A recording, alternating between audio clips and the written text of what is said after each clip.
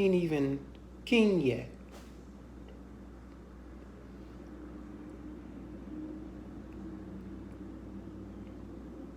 And this is when you face your greatest attack. You're right on the verge, right on the edge. You caught a little bit of victory, but it was big. And I didn't even go looking for the fight. But everything that the enemy threw in my way, I defeated it. I'm not saying you want to struggle. You got your brothers that don't believe in you. You got your calling right next to you that don't want you to serve it, that don't want you to have it, don't want you to sit on the throne of it. You got Saul trying to kill him. The army that's his brothers behind him don't believe him. Daddy playing him. The only thing that you can do is feed. You can't fight. He's too small for everything. I'm not saying it wasn't a fight. I'm not saying it wasn't big. But some of the stuff I faced was big. It don't seem like it now because I'm here. But yeah, it was big. Heroin was big. Cheating was big. Coming out on the other side, not dying to divorce, but living through it. Being able to look at myself and say, I'm the reason. It was bigger than me. But I couldn't let nothing stop me getting to my destiny. Not that I've made it, but I'm on the verge of it. I've been fighting, not lions and bears. I've been fighting giants and armies of my people. Folk who knew me but didn't believe me. Folk that walked with me but then left me. Folk who was good to me and I didn't see it. You hear me? There was a lot that you've come through. And you can't get here. You can't come here. You cannot arrive here and say that the grace is not on you. No, it's like multiples, right? Because an army is more than one. But the Bible says with 2 or 3.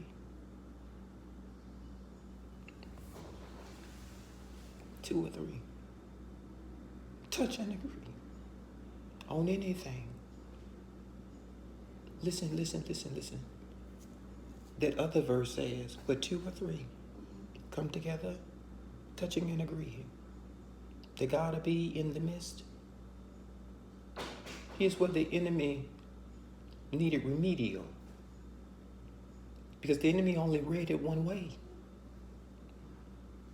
But when you live in the grace of God, know that people who come to fight you may come in more forms than one.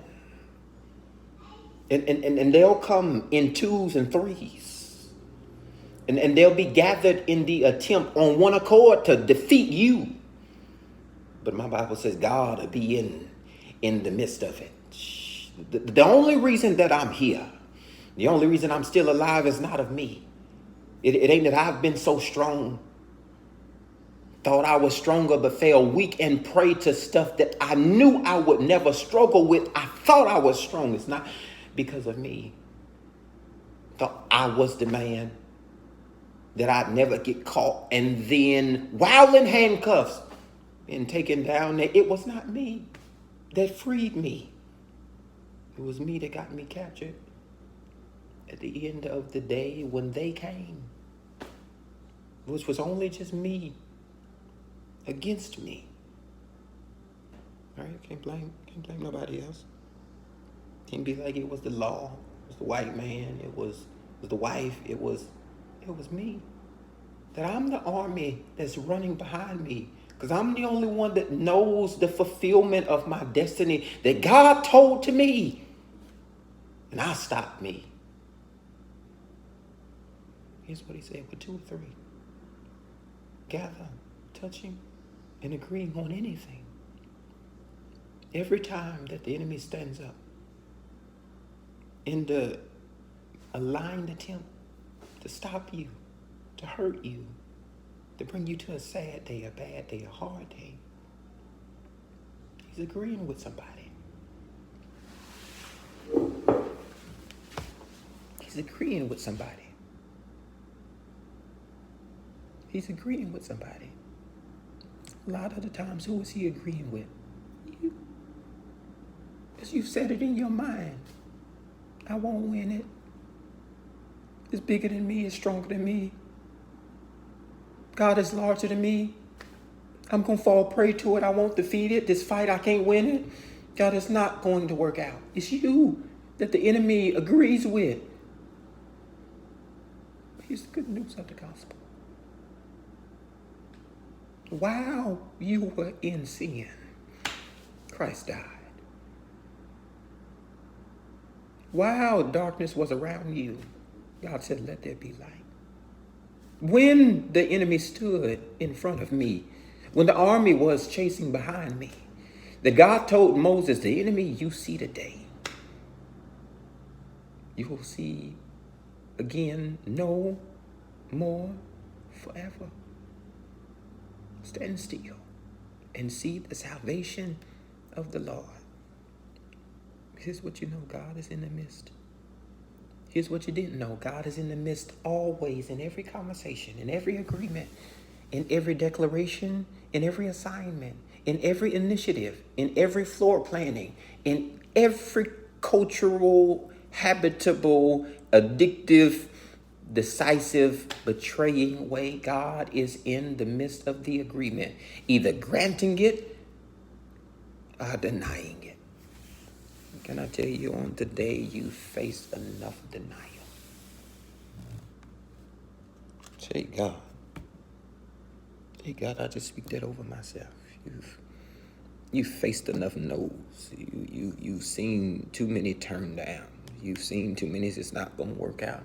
You've come to too many bad days. You've already faced enough of the struggle and losing.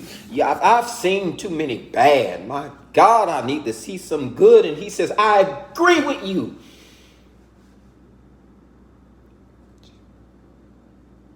So today is changing.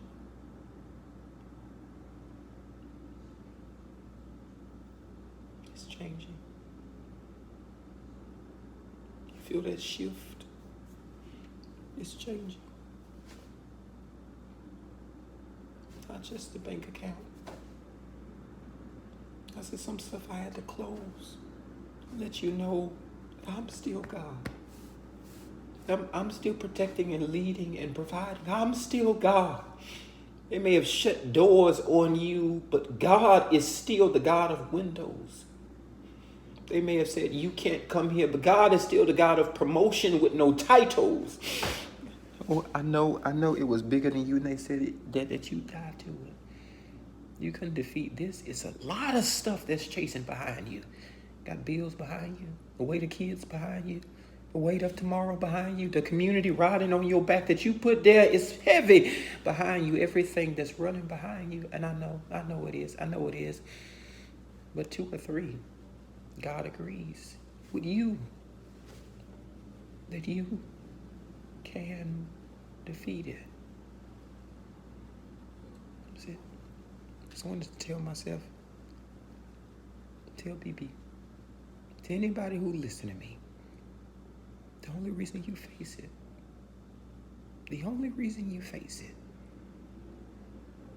is because weaker people would have died in it. Yeah. Yesterday was hard, but you got up today. You didn't get up to declare defeat. You got up to declare victory. That I take on anything that God places in front of me, knowing that if he found me faithful enough to let me face it, then my God, I'm faithful enough to speak to myself that the God who put me here will bring me to fight here, will make sure I'm not defeated here. I can face it. God believes me to fight it. I'm going to defeat it. You're going to defeat it. You will defeat it.